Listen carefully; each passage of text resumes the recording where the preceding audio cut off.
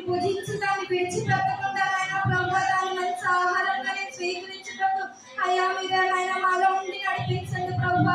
అయ్యా దైవజనంలో మీరే ఉండండి. నీ చక్కని స్వరం, నీ మెల్లని స్వరం దైవజనంలో నింపి నాయన ప్రభు. అయ్యా దైవజనం కాదు కానీ నీ నోటి మాట దైవజనం నోటి మాట నీకు బయలు వచ్చేటప్పుడు నాయన మీరే ద్వారా తెరవమని నాయన ప్రభు. నీ మందిరాన్ని వాతావరణం